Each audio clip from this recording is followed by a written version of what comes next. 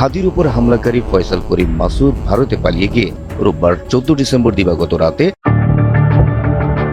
ইনকিলাব মঞ্চের মুখপাত্র শরীফ ওসমান বিন হাদির উপর হামলাকারী ফয়সাল করিম মাসুদ ওরফে দাউদ খানের স্ত্রী ও শ্যালক সহ 3 জনকে আটক করেছে র্যাব। তবে ফয়সাল করিম 25,000-এর উপরে তাদেরকে কলকাতার সল্ট লেকের একটা বিল্ডিং এ প্রশিক্ষণ দেওয়া হয়েছে, সেটা প্রায় 6 মাস।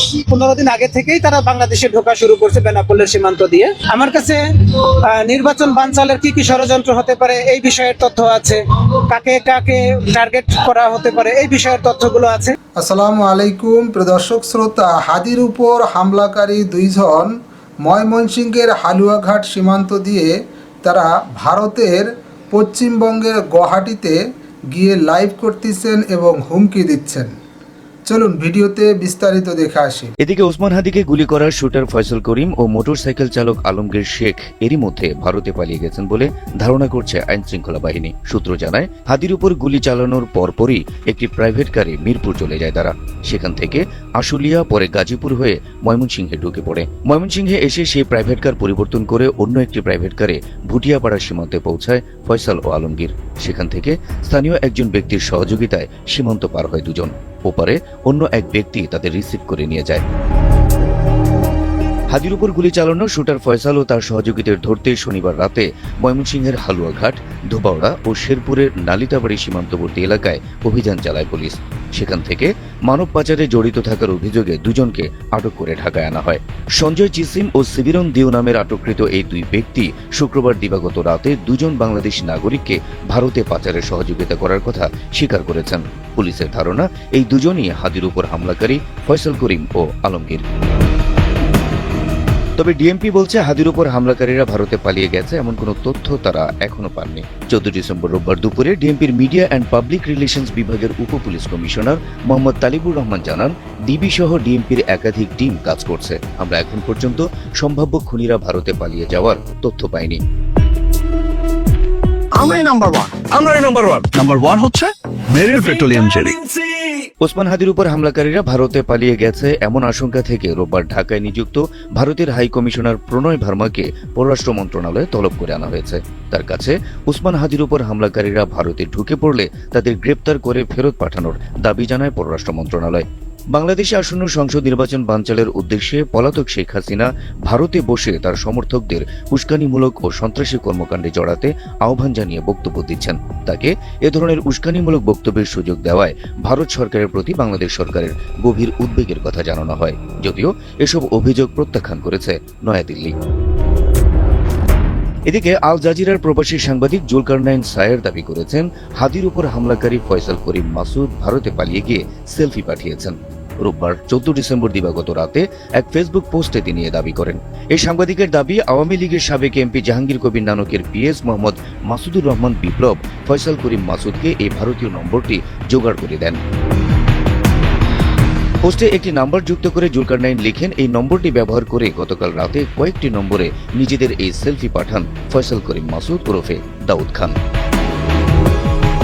ওসমান হাদির উপর গুলিবর্ষণের ঘটনায় রোববার রাতে মামলা করা হয়েছে। অপরাধীদের ধরতে তৎপর আইন শৃঙ্খলা বাহিনী। শেষ চেষ্টা হিসেবে সিঙ্গাপুর নেওয়া হচ্ছে মুমূর্ষু হাদিকে। দেশে তীব্র হচ্ছে তার উপর হামলাকারীদের বিচার দাবিতে আন্দোলন। ওদিকে বাতাসে ভাসছে হামলাকারীদের ভারতে পালিয়ে যাওয়ার খবর। আছে পরবর্তী টার্গেট কিলিং এর আশঙ্কাও। তবে সবকিছু ছাপিয়ে দেশের লাখো কোটি মানুষের এখন একটাই প্রত্যাশা, সুস্থ হয়ে ফিরে আসুক ইনসাফের ফেরিওয়ালা। 25,000-এর উপরে তাদেরকে কলকাতার সল্ট লেকের একটা বিল্ডিং এ প্রশিক্ষণ দেওয়া হয়েছে, সেটা প্রায় 6 মাস। 15 দিন আগে থেকেই তারা বাংলাদেশে ঢোকা শুরু করছে বেনাপোলের সীমান্ত দিয়ে। আমার কাছে নির্বাচন বানচালের কি কি ষড়যন্ত্র হতে পারে এই বিষয়ের তথ্য আছে, কাকে কাকে টার্গেট করা হতে পারে এই বিষয়ের তথ্যগুলো আছে। তথ্যগুলো একটু যাচাই বাছাই করি, হয়তো আমার 24 ঘন্টা 40 ঘন্টার সময় লাগবে। আমি এগুলো আপনাদের সামনে ইনশাআল্লাহ প্রচার করে দেবো, যদি আমি বেঁচে থাকি ইনশাআল্লাহ। এই পরিকল্পনাটা করা হয়েছিল আরো 1 বছর আগে। যারা বাংলাদেশ থেকে ছাত্রলীগ, যুবলীগের, আওয়ামী লীগের যারা ভারতে গিয়েছিল তারা বুঝতে পারছিল যে শেখ হাসিনার চট করে ঢুকে যেতে পারবে না। এরা যতদিন এখানে থাকবে ভারত সরকারের উপর একটা প্রভাব পড়বে, তাদের উপর প্রেশার আসবে শেখ হাসিনাকে বের করে দেওয়ার জন্য। আর শেখ হাসিনা আন্তর্জাতিক ভাবে এমন ভাবে মারা খাইছে ডক্টর মোহাম্মদ ইউনূসের মেধার কাছে, যে উনি আন্তর্জাতিকভাবে কোথাও আর পা দাঁড় করাইতে পারবে না, শক্ত হয়ে দাঁড়াতে পারবে না। এই জন্য তাদেরকে কলকাতার সল্ট লেকের একটা বিল্ডিং এ প্রশিক্ষণ দেওয়া হয়েছে, সেটা প্রায় 6 মাস। আর এর পরিমাণ কিন্তু একেবারে কম না, 25,000-এর উপরে। তারা এখনের এই সময়ে নির্বাচনের 15 দিন আগে থেকেই তারা বাংলাদেশে ঢোকা শুরু করছে বেনাপোলের সীমান্ত দিয়ে, এবং তারা এখন পর্যন্ত গোপালগঞ্জের সাবেক ডিআইজি মিজানুর রহমান, যাকে খুলনার ভূমিদস্যু বলা হতো, ওনার একটা রাইস মিল আছে, সেটা হচ্ছে টুঙ্গিপাড়াতে। ওনার রাইস মিলে রাত্র যাপন করে। রাইস মিলের পিছনে একটা ঘের আছে, ওখানে তারা তাদের প্রশিক্ষণগুলো রিপিট করে। ভারতেও না, এরা আমলিগ ছাত্রলীগেরই, কিন্তু ভারতে বসে প্রশিক্ষণ দেওয়া হয়েছে।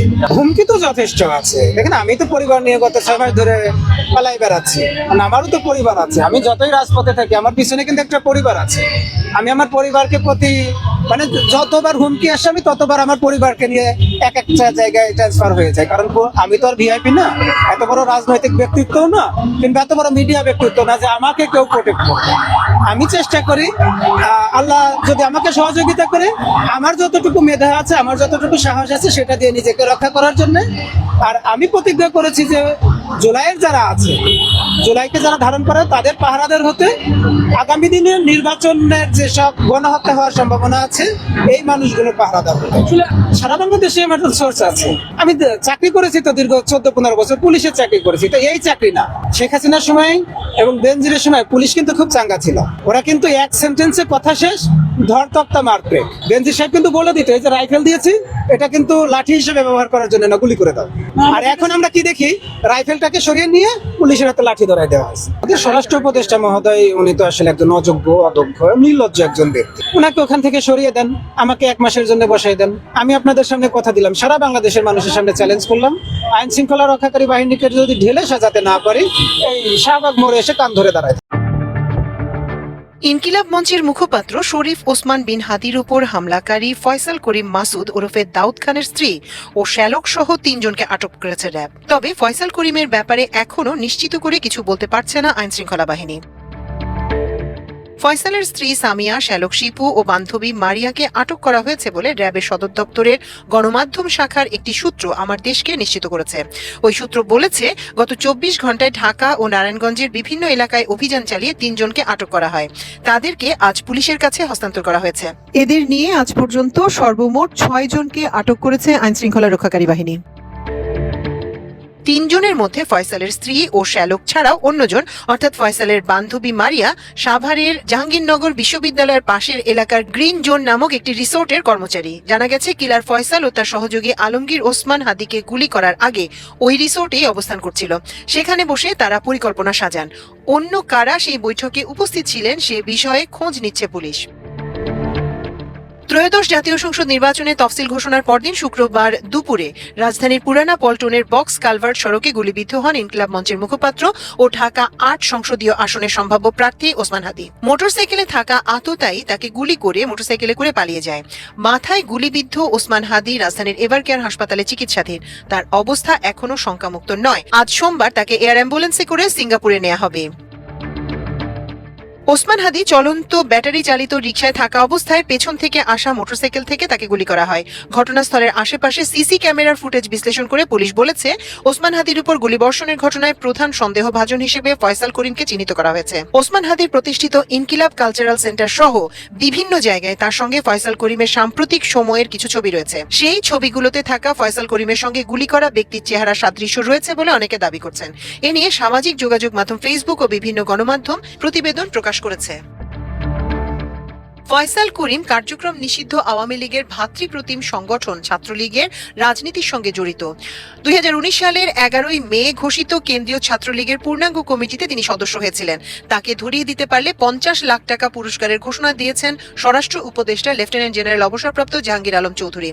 জুলাই গণ অভ্যুত্থানের পর গত বছরের 28 অক্টোবর ঢাকার আদাবরের বাইতুল আমান হাউজিং সোসাইটি এলাকায় ব্রিটিশ কলাম্বিয়া স্কুলের 4র্থ তলায় অফিসের অস্ত্রের মুখে 17 লাখ টাকা লুটের ঘটনা ঘটে। এই ঘটনায় আদাবর থানায় একটি মামলা হয়েছিল। ওই মামলার প্রধান আসামি ছিলেন ফয়সাল করিম। মামলা হওয়ার কিছুদিন পর 7 নভেম্বর আদাবর এলাকা থেকে ফয়সাল করিমকে গ্রেপ্তার করে র্যাব। তখন তার কাছ থেকে 2টি বিদেশি পিস্তল, 2টি ম্যাগাজিন, 5টি গুলি, 3টি মুঠোফোন ও 5000 টাকা উদ্ধার করা হয়েছে। দর্শক শ্রোতা, আপনার মন্তব্য অবশ্যই কমেন্ট বক্সে লিখবেন। হাদির উপর হামলাকারী দুইজন তারা বাংলাদেশে আছেন।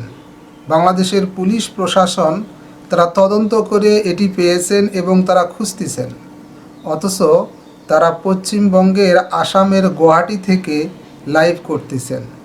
বাংলাদেশের গোয়েন্দা সংস্থা আসলে কতটা কার্যকর ভূমিকা পালন করতেছে তা এই প্রতিবেদনে কিন্তু স্পষ্ট হয়। এ বিষয়ে আপনার মন্তব্য থাকলে লিখতে পারেন কমেন্ট বক্সে।